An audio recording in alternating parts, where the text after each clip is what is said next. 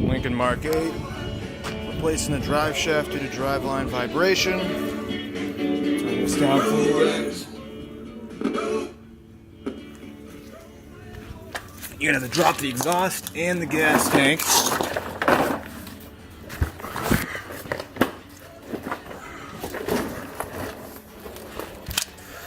you're gonna have to drop that hanger off here. Drop this hanger off from here. Those are both 13mm bolts. They'll need a little extension there.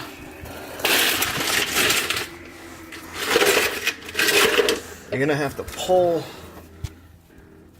this out of that rubber hanger. You will probably need a screwdriver, maybe throw some WD-40 PB Blaster in there. It's a pain in the ass to get out.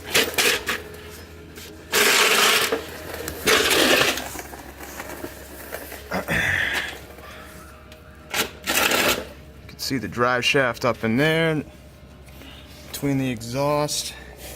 Next thing you're gonna have to remove is the cross brace that blocks the exhaust. So this fucker here, that's that little cross member, bolts up here just like that. That's 4 11mm bolts. That'll give you a little more room to get this exhaust down, and then you're gonna have to drop this gas tank here. Alright. Alright guys, next part is going to be dropping the gas tank. I recommend you have some kind of blocks, jacks, jack stands, just to support the gas tank once it's dropped. I just use this cheap jack I have around. I use my 4-ton jack to actually raise the vehicle. So we got 4 13mm bolts strapping the gas tank in. So that's 2 straps, 4 13mm bolts. I'm gonna go ahead and hit those. I have an air ratchet here. I apologize for the fucking... Apologize for the tight quarters here, guys. But I don't have a lift, so...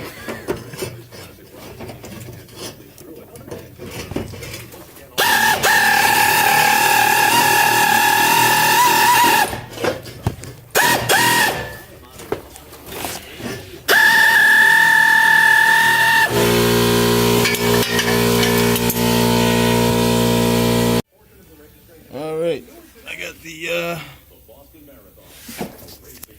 jack here ready to receive.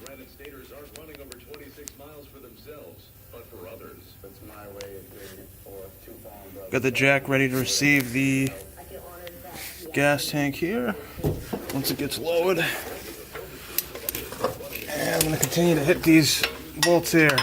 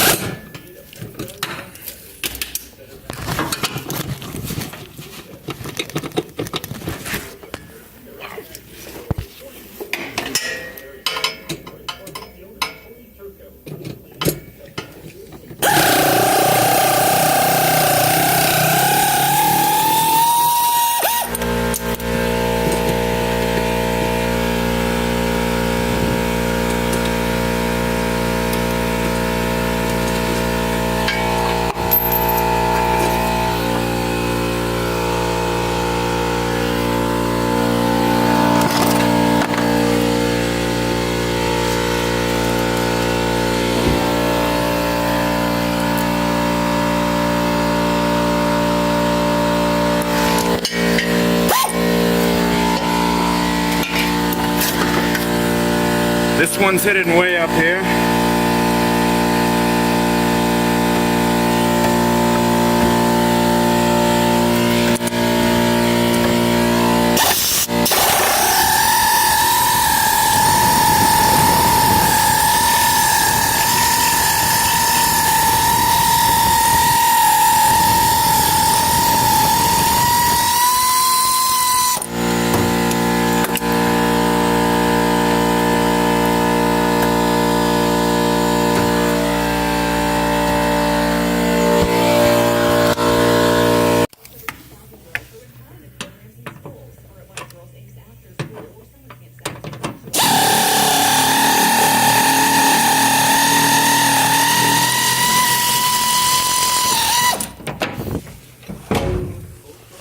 And here comes the gas tank. Now this gas tank, I recommend when you do this job, you're close to an empty tank. Right now I'm being crushed by about 6 pounds of gas, or 6 gallons of gas. I think that's fully dropped out of the way.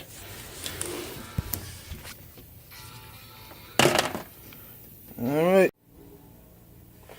Okay, next step is getting the, there's a little, I don't know what you want to call that, brace right here. I'm getting shit in my eye, I'm sorry. So these are 2 more 13mm bolts right over here. Just gonna take those off. That kind of protects the drive shafts. If it catastrophically fails, make sure it, I mean, at least you would hope it would go anywhere. Alright, let's hit those.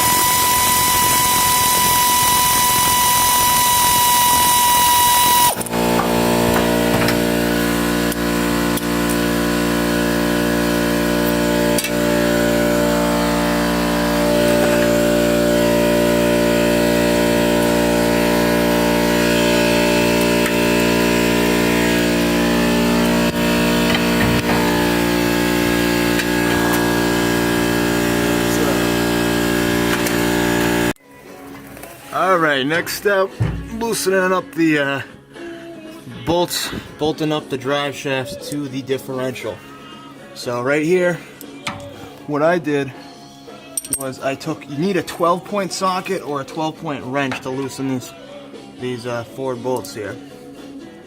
So what I did, I put a 12-point wrench on, and then I threw a cheater pipe on there to get the leverage. I was having trouble getting my 12-point socket on there just because of the U-joint in the way. And once that's loose, just go at it. What you're going to need to do with these as well is you're probably going to need to throw the car in neutral, spin it around to where you can, you know, really get good access at the bolt, then put it back in park, unbolt it, put it in neutral again, spin it around, put it in park, unbolt the next one, and so forth. Alright, stay tuned. Okay, last differential bolts here. So, as I said, car's in neutral right now. You're just gonna have to turn it around to where you can get a socket wrench on it and fit a cheater bar on good. Now you might be a little more creative than me and be able to get a socket wrench on there, but my 12-meter 12-point is too long. Alright, and we'll go ahead and put it in park now. Throw the cheater bar on that and break it out.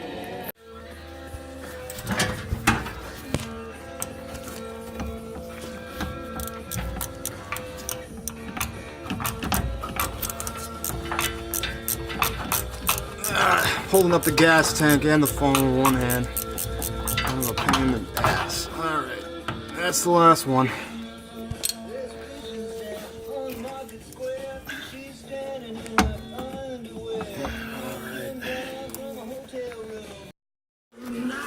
Okay, drive shaft's coming out. Make sure you get all the braces. It's gonna pull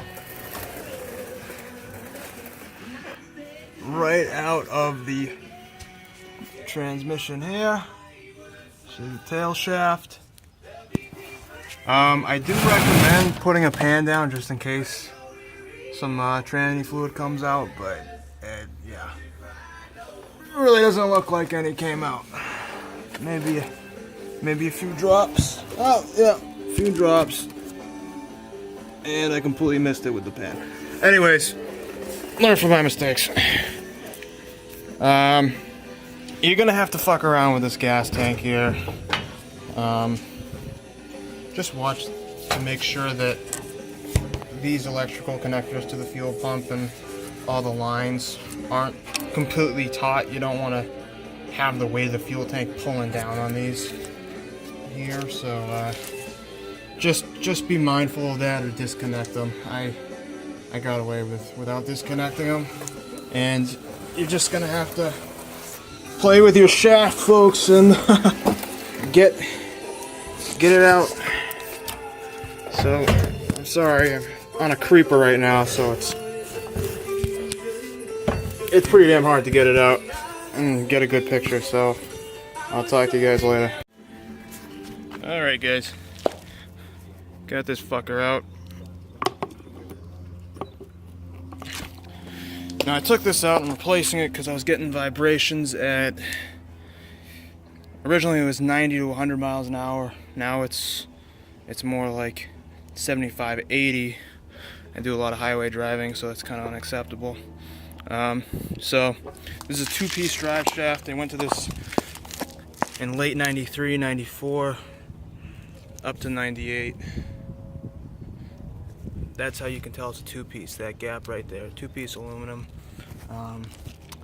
The rubber isolator inside kind of wears away. This one actually looks so-so, I don't know, but that's going to give you some vibration if that starts to wear down. And I also, which I almost suspected, had a bad U-joint. So it goes this way, up and down, but it is not universal because it's not going this way. It's completely seized, and that's that. The bushings in there kind of look like shit too. So new one's going in. It's a one piece from a 93. Should be a little bit lighter and less vibration prone. All right, and I'll try to get that one out without scratching it, or install it without scratching it. Scratch the gas tank a little bit. All right. Yep. So it's too damn nice out. I'm gonna go mountain biking or something, but I'll come back to this and video me throwing the new one in.